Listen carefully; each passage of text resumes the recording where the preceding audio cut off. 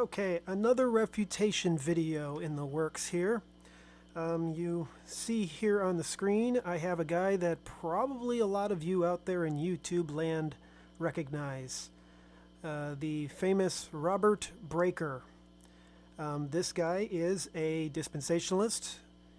I don't know anything about his teachings about eternal salvation, once saved, always saved, and all that. Maybe I'll save that for another video sometime. I don't know. But right now, we're going to get into the topic of this video.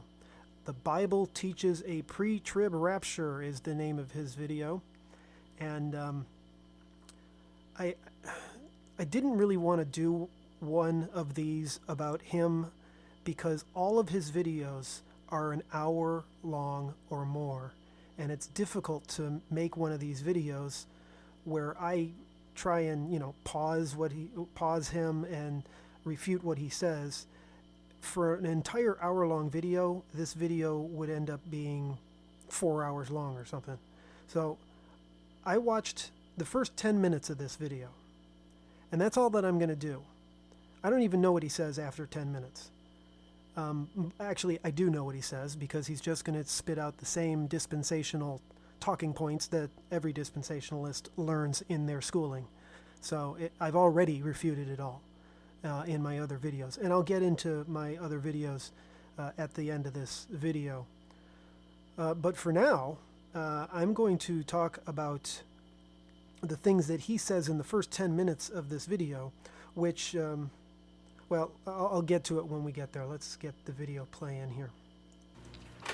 All right, welcome back. I'm Robert Breaker, and this week's sermon is entitled, The Bible Teaches a Pre-Tribulation Rapture. The Bible teaches, I might just underline, the Bible teaches a pre-tribulational rapture. Okay, so that is the concept of his video, and I'm going to tell you right now that in the first 10 minutes of his video, he doesn't talk about the Bible at all. He is going to talk about what other men have said about the pre-trib rapture. He will show you 2 different books that he read, written by fallible men, that both say that the pre-trib rapture was believed all through history ever since Christ.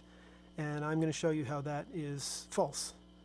Okay, so this guy is a KJV onlyist, and I appreciate that from him. He believes in the King James, and that's the same stance that I take. But he is claiming that it teaches a pre-trib rapture, while my ministry, of course, teaches the exact opposite. I am KJV as well, and I say that the Bible, KJV, teaches a post-trib rapture. So we can't both be right, can we? So here's a debate, virtual debate. And we're going to look at that today, and I've put up here 3 different scenarios that are taught among Christian circles today, people that claim to be Christians.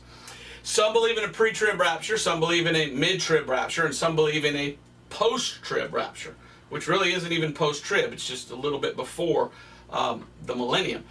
Okay, I got to stop on this one because that's kind of, I mean, why do you have to attack the word post-trib? It is post-trib.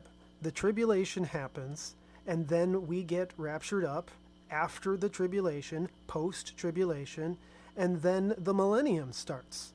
So why do you have to badmouth it by saying that it's not really post-trib, it's actually pre the millennium? It's the same thing. You're mincing words, just trying to put a bad taste in the mouth for people that want to believe in post-trib. That's a ridiculous argument. They're both the same.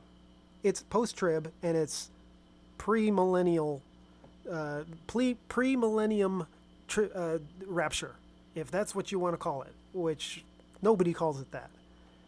But that doesn't mean that it's wrong to say that it's post-tribulation, because that's when it happens, after the tribulation, post-tribulation. So I want to look at these 3, and I want to see which one does the Bible teach. And I want to show you what the Bible says. So start out today, get out your Bible, King James, turn to John chapter 14. John chapter 14, and Jesus is speaking. Now, the reason that I'm speaking on this and talking about this today is because I have seen so many lately, just the last couple of years. I've gotten a lot of emails, a lot of times on Facebook. A lot of times I'm opening up a lot more of my videos for comments, and I'm seeing more and more comments of people saying, there's no such thing as the rapture. That's something that people today just don't believe in. They don't believe there's a rapture of the church. And then you have other people that are going around and saying, well, there's no pre-trib rapture. Correct. And so they're very much in the world today against the rapture teaching, many people. And if they do believe in the rapture, they don't believe in what the majority of the church has believed throughout the ages of a pre-trib rapture. Okay, yeah, got to stop him right there. First of all, he's mixing up two different things here. There are people out there that say that there is no rapture at all. I agree with that. There are people that claim that. They are wrong. There is definitely going to be a rapture. The argument is over when it's going to happen in the chronology of the end times. So he's going to go on this whole thing, and I'm going to skip over it. He argues from John 14 that Jesus says that there will be a rapture, from something that Jesus says in John 14. And I concur. I agree. There is going to be a rapture. So his argument against the people that say there will be no rapture at all, I agree with him on that. But he just said that the majority of people all through church history believed in a pre-trib rapture, right? Let me back that up just to make sure I heard that correctly. I'm pretty sure he just said that the majority of Christians believe in a pre-trib rapture. They're going around and saying, well, there's no pre-trib rapture. And so they're very much in the world today against the rapture teaching, many people. And if they do believe in the rapture, they don't believe in what the majority of the church has believed throughout the ages of a pre-trib rapture. I heard that right, didn't I? He says a majority of the church throughout all church history believes in a pre-trib rapture, and that is so not true. That is so not true. He's going to try to show that there have been people in church history that have pointed to a pre-trib rapture. He's going to fail at doing that because I'm going to show you how they're wrong, but he's going to show you cherry-picked reasons why this guy, and he's going to say something about Irenaeus and Justin Martyr and Origen and Victorinus, whoever that was, and Ephraim. He's going to pick these guys out of his books, by the way, not his own research, another man's book, two different books. And he's going to pick out quotes from them, cherry-picked, very cherry-picked, to try and show that the majority believed in a pre-trib rapture. That's not a majority. You're just cherry-picking one or two quotes, which we'll cover those quotes when we get there. That's certainly not proof of the majority. If the majority of church history preached the pre-trib rapture, there would really be no controversy about this. There wouldn't, because it would be super obvious from all of the church history that, well, we all know that there's a pre-trib rapture. It's been obvious for 2,000 years. But that's not true. People had to go search for the evidence, and recently they searched for it too. Why did they recently do it? Because all of a sudden in church history there came this new thing that came around called the pre-trib rapture. So these pre-trib rapture people, the apologists for it, went back to the old church father writings and looked for things that they could cherry pick. And that's exactly how all of these quotes came around. I'll show you with each one that comes around. So let me let him go here for a little bit more.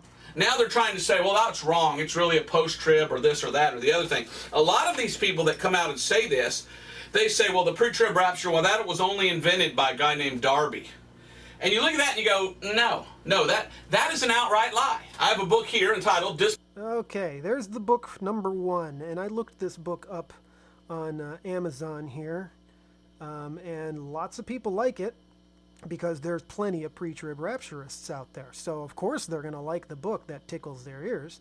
But there are other people that don't like it. And I looked through some of these reviews, thumbs way down. And I found this interesting. You attempt to wring a pre-trib teaching from the 17th and 18th century writings. So apparently this book only went back like a couple of hundred years from Darby's time. Darby was in the 1800s, and this guy went back, which was the 19th century. This guy went back 100 years before Darby and 200 years before Darby to the 18th and 17th century to find other evidence of people teaching a pre-trib rapture. Preaching dispensationalism, I should say. Okay? And that's not far enough. You got to show me that Clement taught a pre-trib rapture. And you ain't going to do that because he didn't. I've already made my video about the earliest church fathers, the apostolic church fathers, and I've already shown how they did not teach anything even close to dispensationalism or a pre-trib rapture or once saved, always saved. Just throwing that in there. So it's interesting when you read the reviews here of this book, and we'll go back here. And what else did I want to say here? He's getting his information from a book, not the Bible. Okay, so he's taking this author's word for it here instead of reading scripture literally. Only goes back 200 years. I mentioned that. And, okay, the argument that dispensationalists constantly make is that the word dispensation is in the Bible, and it's obvious that God used different dispensations throughout time. I just had a guy comment on my previous video that it's obvious that God is not dealing with us in the same way that he dealt with Adam and Eve, in the same way that he dealt with Moses and the Israelites, in the same way as Noah, etc. So the argument there is that there are different periods of time that God dealt with Adam and Eve and the pre-flood world in a different way than he did after the flood, and then Noah, and that period was different, and then Abraham comes around, and then Moses comes around, and these are different dispensations, different time periods, but they miss the point. One, the word dispensation does not mean a period of time. You look at the Greek word that the word dispensation is translated from, and it does not mean a period of time. All 4 times that the word dispensation is used in the King James Bible, it is not talking about a period of time, and that is their biggest error. I don't have a problem at all with the concept that God did different things at different times in different eras, but don't call it a dispensation. That's not the right word. And that's the fundamental error of dispensationalism. It's an era, E-R-A. It's an era, an eon if you want, but I think an eon's even longer. But you shouldn't be calling it a dispensation because that is not the definition of the word dispensation. Okay, so I don't argue with the idea that God did different things at different times with different groups of people. I don't argue with that. I agree. But that's not what dispensationalism is all about. There's a whole lot more to dispensationalism than that. And the other things, other than the different eras, the other stuff is the false doctrine part. Okay, so don't tell me that dispensationalism's right just because the word dispensation is found in the King James Bible 4 times. That doesn't prove anything. To dispense of something is to give something out. A Pez dispenser is that little plastic toy that gives out candy. It dispenses something. We are to be dispensing the gospel to the world, giving it out to the world. That's what the word dispensation is talking about in all 4 of those verses. Okay, I have a video on my, let's see here, on my dispensationalism exposed. And let's see, which one is it here? The word dispensation, I probably already passed it up, didn't I? Yeah, because the word dispensation's not there. What is a dispensation? Only 7.5 minutes long here, and it shows you all 4 verses that use the word dispensation in the King James Bible, and it shows you in the Greek what the word means to begin with, and it explains to you what a dispensation really is. It is not a time period. Okay? Now let's go back to his video and let him speak a little longer here. Dispensationalism before Darby. And dispensations were not taught with Darby. There are many people that believed in dispensations before Darby. See how he's using the word dispensations as a period of time. That is fundamentally flawed. That is not what a dispensation is. And all these dispensationalists don't get that, because ever since C.I. Scofield's reference Bible, and that's where it started, ever since then, all of these church theologians that went to a Bible college anywhere all got tricked into thinking that the word dispensation means a period of time. It's never meant that. It still doesn't mean that. And a matter of fact, there's a lot of people that believed in a pre-tribulational rapture before Darby. So if you hear these people, and you'll find out who they are, they always go around saying, well, there's no pre-trib rapture. That started with some girl in Darby. Or there's no such thing as dispensations. Why? They're not in the Bible. No, there are dispensations in the Bible. Matter of fact, no, there are eras in the Bible. They are not periods of time called dispensations. I keep hammering away at this, but he keeps saying the wrong thing over and over. So, okay, I am going to skip ahead because he's going to now go through John 14 to prove that there will be a rapture. And I have no problem with that. He's absolutely right. There will be a rapture. The question is when. Okay, so we're going to move ahead to the point where he starts talking about that. Show you more verses also on the rapture, but I got up here the 3 different timelines, and notice that I haven't put the rapture in yet. Okay, I will do that here momentarily, but let me show you what is taught today among Christians.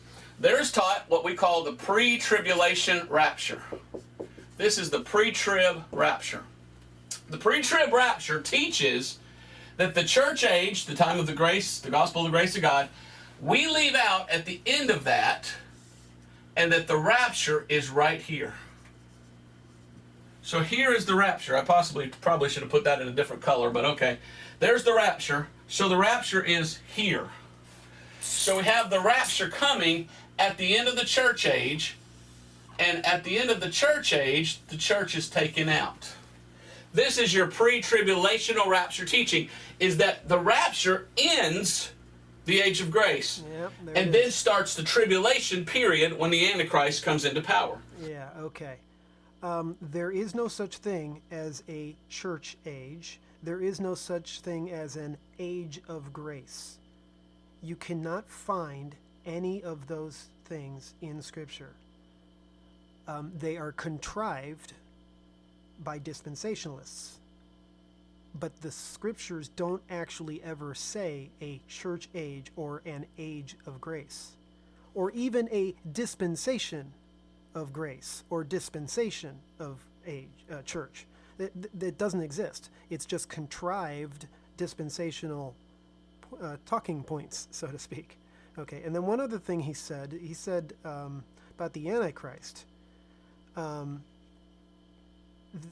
In their scenario, there's a 7-year time period, and their rapture happens before the 7 years. But then there's 3.5 years of nothing.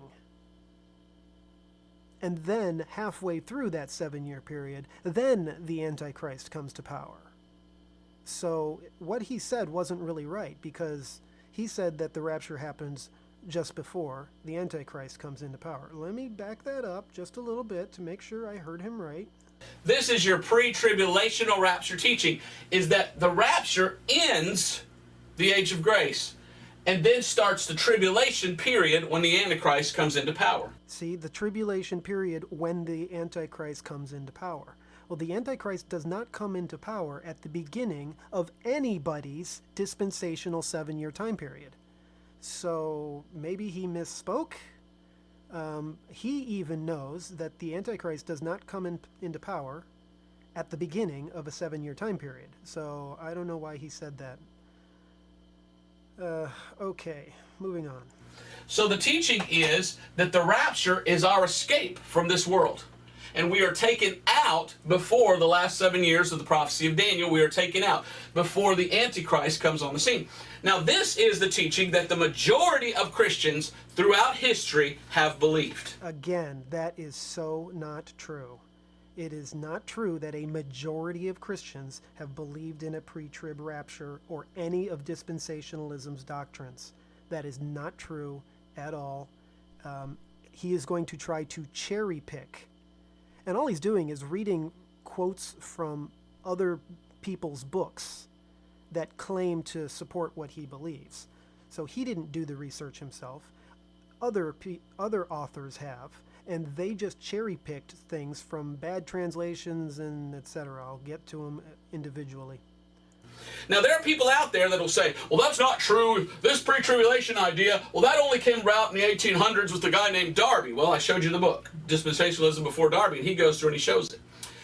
But these people say nobody in the early church ever believed a pre-tribulation rapture. Well, here's a book by Ken Johnson called The Rapture.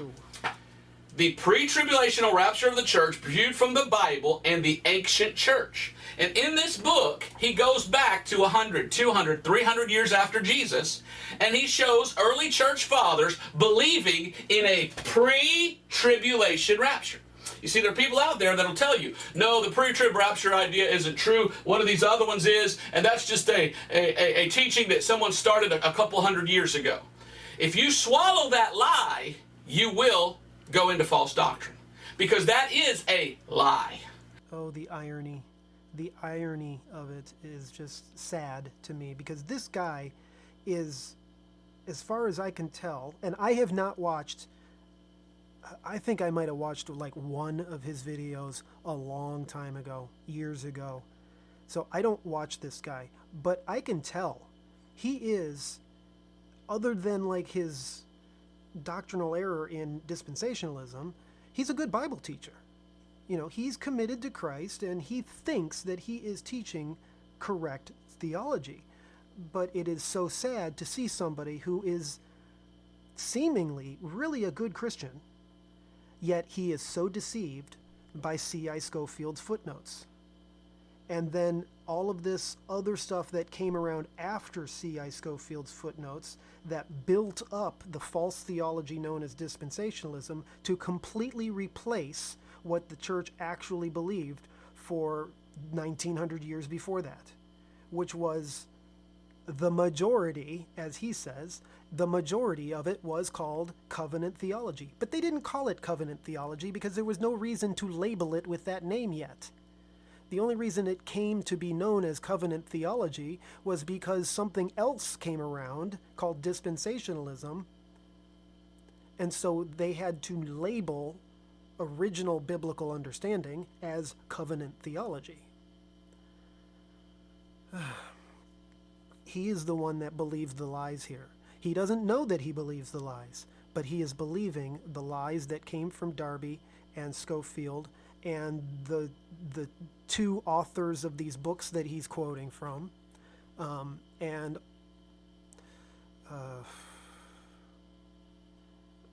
There was, I forget the name, but there's been certain Christian books that came out in the like in the 80s. Hal Lindsey, that's the name I was looking for, and Chuck Missler. These guys were such big known teachers in Christianity that everybody just believes them hook, line, and sinker. And it's a shame, because they are not going to be prepared for the actual tribulation once it gets here, and the rapture never gave them their escape that they wanted. So I hope that all of these dispensationalists, especially these teachers, can eventually come to realize, yeah, we're obviously in the tribulation now, because that guy's got to be the Antichrist, and we're still here. So they better change their theology real quick once that happens, because if they don't change their theology, then they won't know that it's the Antichrist, and they will fall victim to his mark of the beast. Right? It's very important that you get your theology right about this once the Antichrist is here. You're not going to have a 3.5 year time period before the Antichrist gets here to start to figure it out. Once the Antichrist is here, that's the end. The 3.5 year time period has begun. There is no 7 years. It's only 3.5 years. Okay, so let's let this guy keep going a little bit. And that book, Dispensationalism Before Darby by William C. Watson, proves that. And this book by Ken Johnson, I got this on, I think, Amazon or something. But let me look at what Ken Johnson... Yeah, okay, so let me go over here. Here's this one too, The Rapture by Ken Johnson. Same story. Lots of people like it because lots of people just want to hear what they already believe in. So there's plenty of good reviews from plenty of pre-tribulational rapturists. But there are also people who don't like it because they can see through, and if you want to pause to read these, you can see that people are fighting against the pre-trib rapture. And I think this one was pretty good. So I'll have you read that. Pause the video and read that if you'd like. What was this one? I think this one was kind of good too, so you can pause both and read those. Anyways, okay, so let's hear him quote from this wonderful book. It's not the Bible, but it's a book that helps prove that there's a pre-trib rapture, even though it's not the Bible. Johnson says, he goes to the early church fathers, and here is, well, I could read this all day and could go through and show you all these things. Justin Martyr, 100 years after Jesus. Okay, Justin Martyr. Justin Martyr is this guy right here. He was born in the year 100. Jesus was already gone by 30-something AD. Don't really know exactly what year. So he was born 70 or 60 some years after Jesus was gone.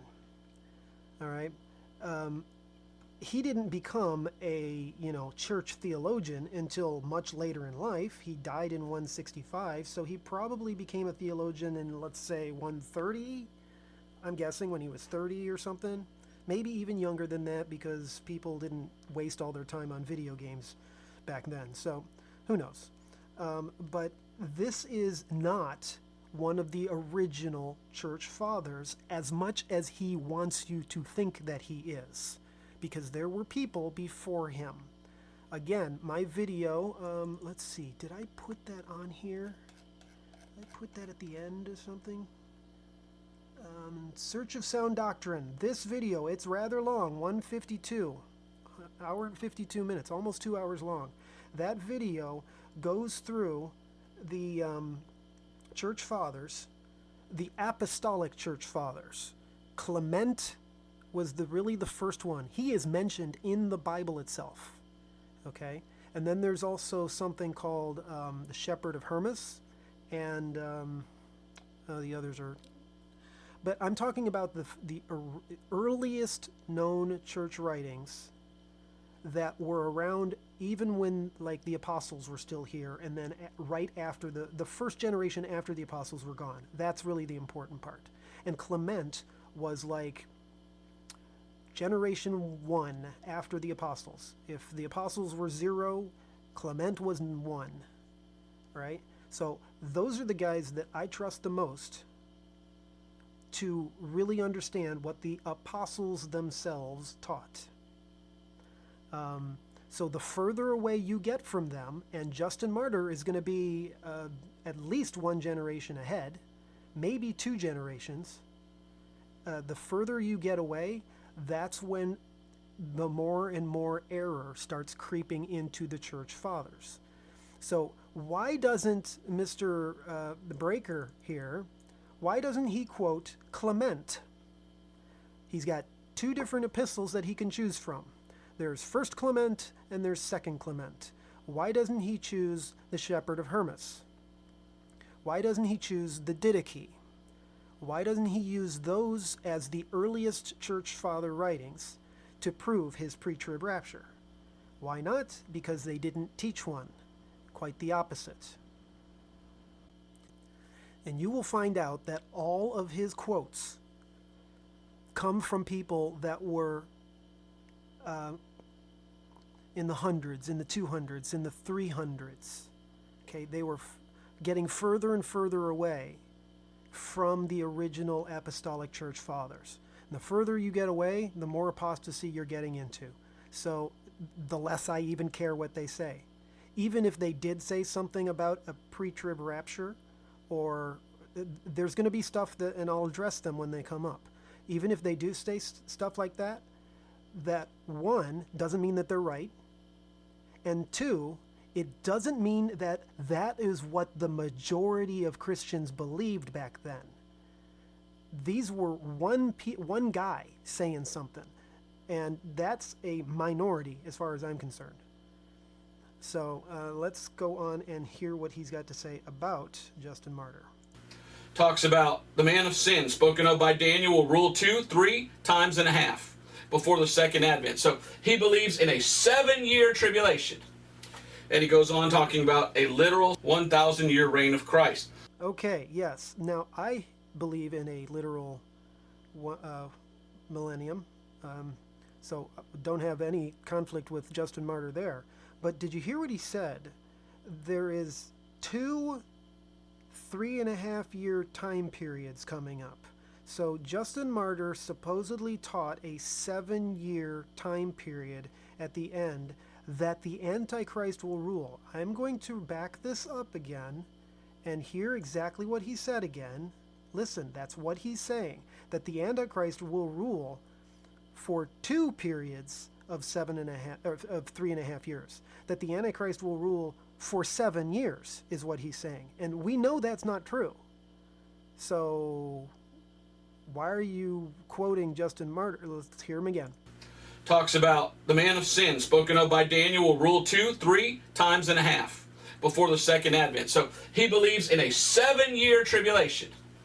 And he goes on talking about a literal 1,000-year reign of Christ. See, he just said that the Antichrist, that man of sin, will rule for 2 3.5-year time periods.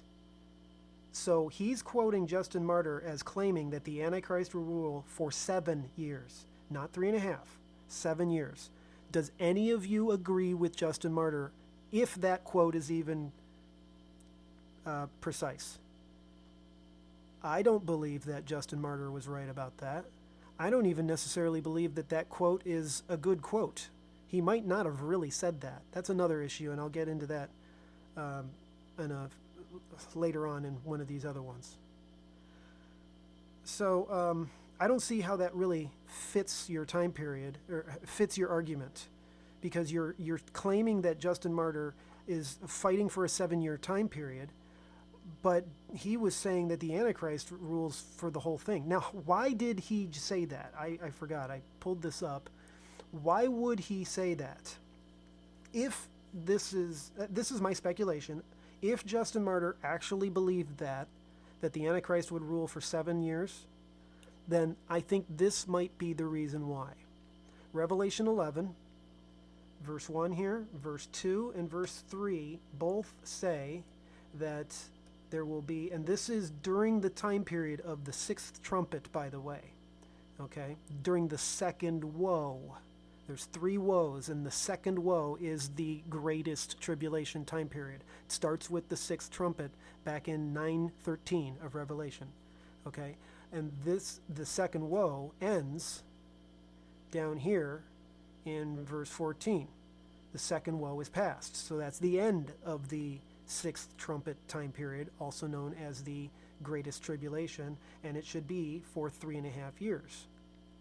Okay, so why does he think that it's for 7 years instead of only 3.5? Probably because of this. Because verse 2 says that there will be 42 months. And then the next verse says that there will be 1,260 days. So it's possible that Justin Martyr added the two together to be 7 years long. That's a possibility. But I believe that it's well known that these are both talking about the same time period. One of them is calling it 42 months. The other verse is calling the same time period 1,260 days. Okay, so they're both verses are talking about the same time period, 3.5 years. So that might be where Justin Martyr got this from. But if that truly is what Justin Martyr said, he was wrong. Simple as that. But that doesn't prove that all of church history believed in a 7-year tribulation time period. Okay? If that were true, then show it to me in all the other church fathers. And you won't be able to do it because they didn't talk about a 7-year time period. Okay, getting back to Mr. Breaker. Here's Irenaeus, 130 Irenaeus. to 202 AD. In Thessalonians, the falling away is an apostasy of faith. There will be a literal rebuilt temple. The abomination will start in the middle of Daniel's 70th week and last for a little 3.5 years. So, okay. Now this one gives me a little problem. Irenaeus, he is claiming to me that Irenaeus spoke of Daniel's 70th week as a future end times thing. And if that is true, that this guy actually said that, that's news to me. That to me would prove that that was the beginning of the false interpretation of Daniel's 70th week. It's very possible that he had it wrong about Daniel's 70th week. And I pulled up Irenaeus here on Wikipedia, and there's a couple of things that interested me as I read through this. You can read through this section here, and it says, Antichrist's 3.5 years of sitting in the temple are placed immediately before the second coming of Christ. I agree with that. The greatest tribulation, Antichrist in the temple proclaiming himself to be God, right before the second coming. And the rapture happens right there, right before the second coming, after the 3.5 years. Okay? They are identified as the second half of the 1 week of Daniel 9. Okay? That's not a quote from Irenaeus. He didn't say that. Who is this that is identifying them as the second half of the 1 week of Daniel 9? Now, why do I say that? Because the next sentence says, Irenaeus says nothing of the 70 weeks. We do not know whether he placed the 1 week at the end of the 70 or whether he had a gap. Well, if Irenaeus says nothing of the 70 weeks, then I got a problem with him quoting Irenaeus of saying that this is going to happen in the 70th week. See the contradiction there? If Irenaeus said nothing of the 70 weeks, then how is that quote true? I don't get that. Now, I'm not going to go filing through all of Irenaeus's writings just to find this out. Because this one little question mark is not going to overthrow all of my teachings that I've been doing for years and years and years. But this one just does not make sense to me. I also believe that Irenaeus was regarded to be somewhat of a heretic in some ways. So he was born in 130 AD, which puts him even further away than Justin Martyr. And his teachings would have been, let's say, 160, 170, 180. You're getting further and further away from the apostolic church fathers. And so that makes him even less trustworthy. So it doesn't matter what he said. You can't take it as being the majority of what the church believed. Okay, moving on. If the abomination takes place in the middle, then the agreement has to take place. There has to be 7 years. The rebuilt. Now, here's what he says that I find interesting.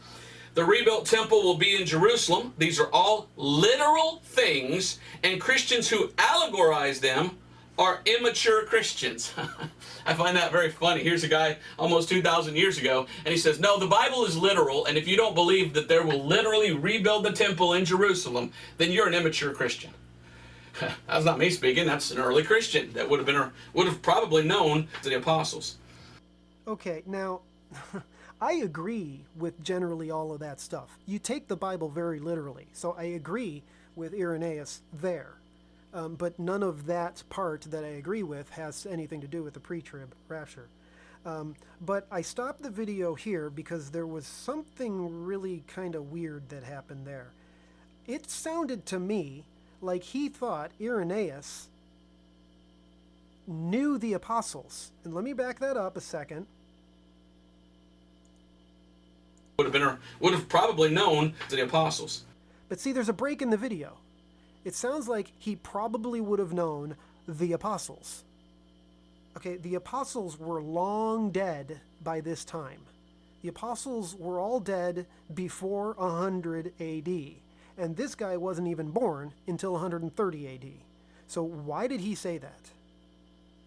And now, if I took it out of context because there was some sort of edit in the video there that made his sentence false, well, then that's his fault. But I'm just pointing that out. If this guy really thinks that Irenaeus knew the apostles, that's impossible. Next. Tertullian says there will be a 1,000-year reign of Jesus Christ, and on and on. Tertullian was right. Has nothing to do with the pre-trib rapture. Origen, which I don't like, but this is Origen in 184, says a literal person who works false miracles, there will be a future Antichrist, and on and on. Okay, and Origen is correct about all that. And if you don't like him, why are you quoting him? You only quote somebody that you don't like when it fits your theology. So if he taught a post-trib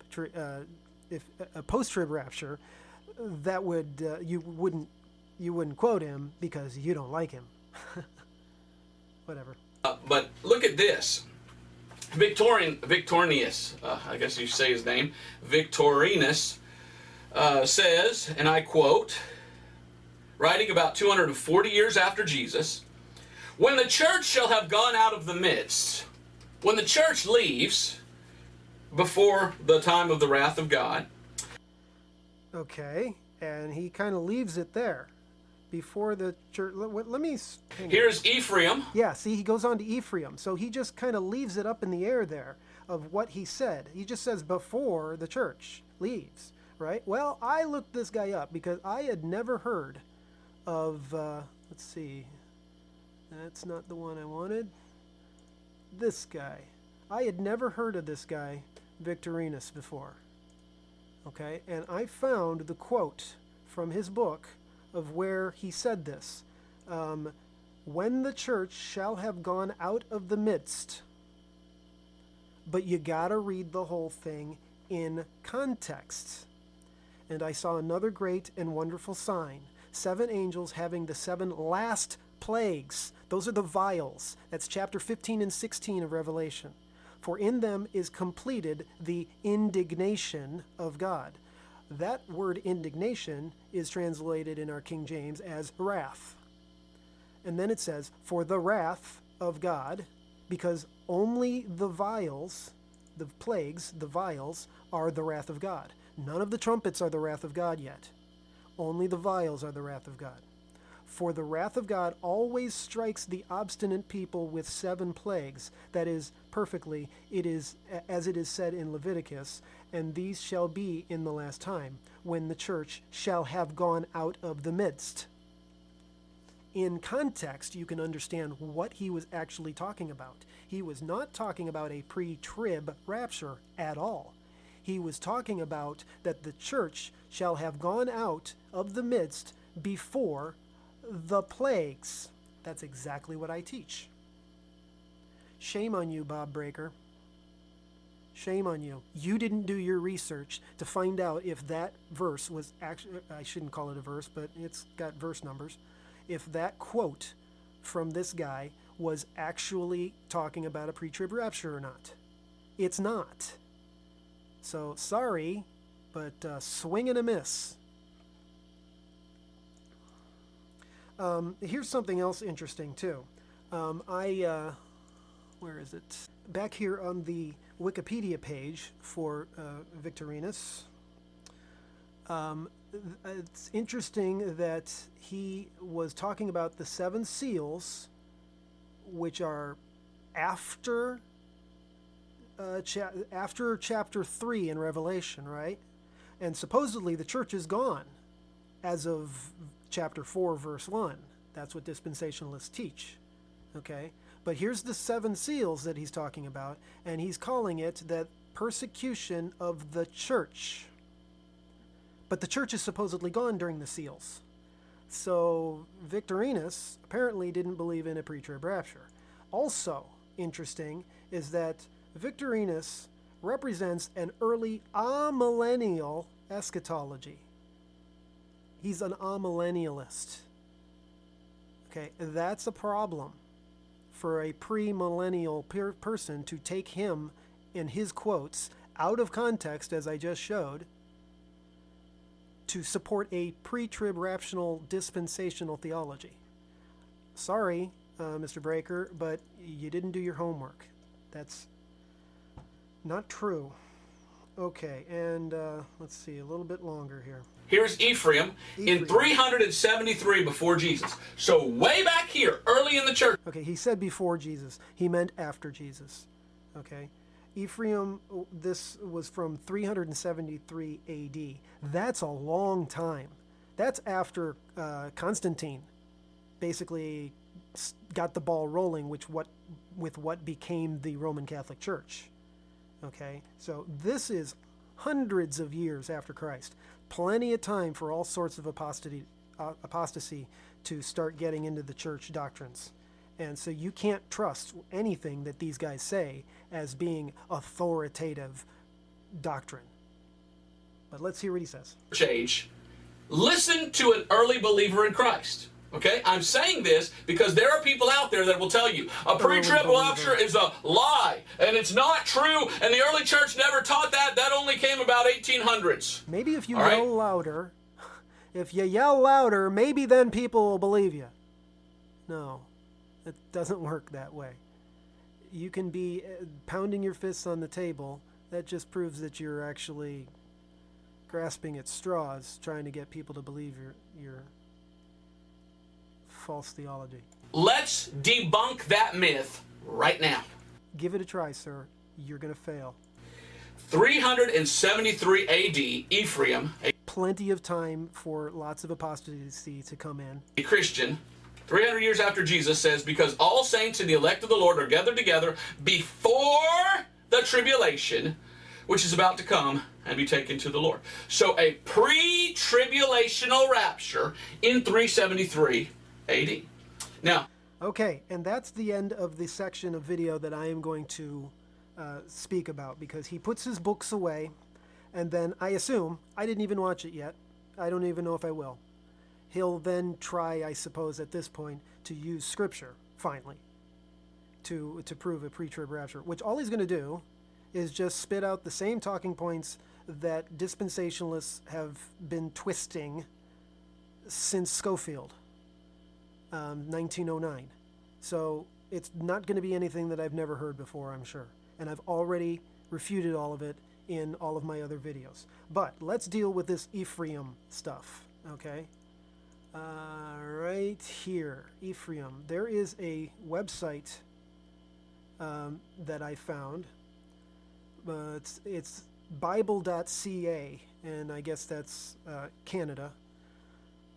So somebody's got a website up there called Bible.ca for Canada. And I remember seeing this website, this webpage, long ago, because I've dealt with this Ephraim quote before. And here it is. I really suggest that you all read all of this. And I can, here, I'll do this, and I'll bring it down there, and you can go ahead and pause and read that. And then pause and read that. And I'll summarize it for you after this. Pause and read that. Pause and read that. Pause, read.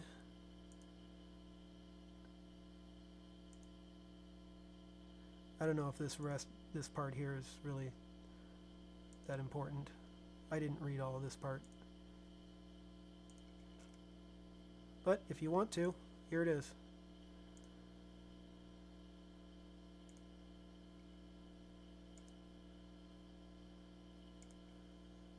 Okay, you are a brave person if you are actually pausing and reading all of this. God bless you. That's the kind of student that I appreciate on my channel. Okay, now bringing it up here. This is basically the answer to this.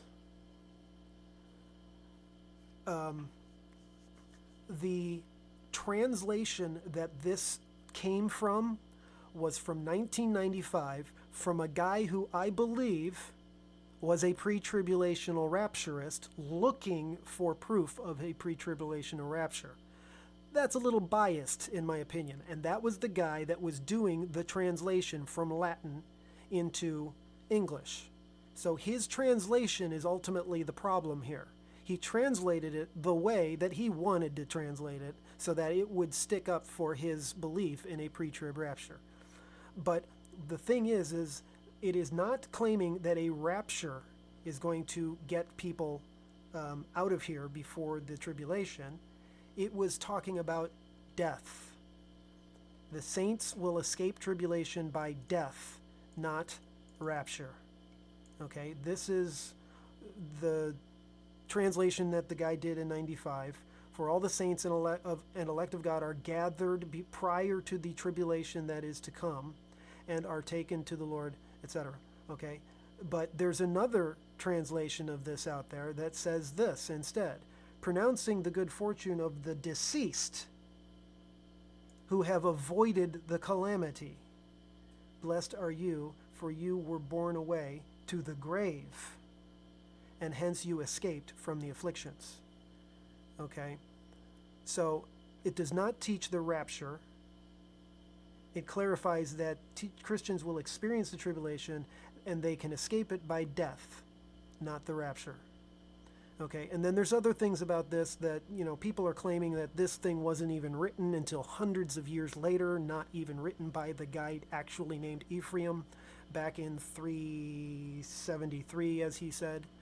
So this one thing, which when he says it, it sounds like it's a big nail in the coffin of post-tribulationalism, right? He says it like, ha ha, we've got you now. But you can't trust this one quote as being proof of anything. Okay, so that's that, and we are done. And Mr. Breaker, I would imagine that you might get told about this video, and you might actually watch this video. I love you, brother. I really want you to wake up to the stuff that I woke up to.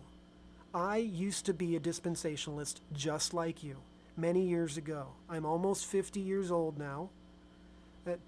Technically, I'm almost 49, but at 48, almost 49, I consider that almost 50. I'm rounding up, yes. But still, I'm no kid. I know I got a high voice, okay? I know I sound like a little boy to some people, but I am not. I've been studying this stuff from atheism. I used to be an atheist, and then I came to Christianity with a blank slate. I didn't grow up in a church that taught me a whole bunch of stuff, and I just take it for granted. When I came to Christianity, I came to it with a blank slate, and I questioned everything. Okay? My church that I started going to, more than one church, were dispensational churches, and I believed them at first, but at the same time, I was also reading my Bible. And the quotes that say immediately after the tribulation of those days, and that day shall not come until there be a falling away and the Antichrist shows up, okay, those made me question it. And so I looked into it, and I found that post-tribulationalism makes more sense of the literal interpretation of the scriptures. And I like the literal interpretation of the scriptures because I came to the Bible the first time through young earth creationism, which is a literal interpretation of the creation story. So if you can take creation literally, you can take everything literally. So that's why I became a post-tribulationalist, even though my churches were teaching me a pre-trib rapture. Then I studied church history and found out all of the stuff that you are trying not to believe in. You don't want to believe that it all really came from Darby and Lacunza before that, and it led up to Darby, and then Darby handed the reins over to Schofield, and Schofield printed the famous reference Bible, and that's how it spread like wildfire. I know you don't want to believe that, so you're grasping at straws at these quotes that I just proved were wrong, out of context, or just not reliable in any way. Okay? And cherry-picked. You can't look at all of them. You can't find it in Clement. I don't think you can find it in Origen. You can't find it in, name another one. It doesn't matter. You won't find it as the predominant teaching of the church all through history, like you're describing that it is. It's not. I promise, it's not. Church history and the literal reading of the Bible prove that it is post-tribulational, and there's so many other things wrong with dispensationalism. The church in Israel. Israel is the church. It always has been since Exodus chapter 12, when the people of Israel were called out of the world, Egypt, called out. They were called the congregation of Israel. And that same word is what means church. And even Stephen in Acts 7 said that they were the church in the wilderness. And you're a King James guy, okay? And so you believe in that church in the wilderness part of Acts 7. So I don't know how you would want to explain that away, but Israel and the church are the same thing. The people of bloodline Hebrew heritage who don't believe in Jesus, they're lopped off the tree. Romans 11, you know that. They are not part of God's Israel. They can believe in Jesus and get grafted back into their own tree. But by now, that Israel tree, which started off as bloodline Israel, has now been overwhelmed by all these Gentiles over the last 2,000 years. It's originally an Israelite bloodline tree, but then it became a spiritual tree of believers in Jesus.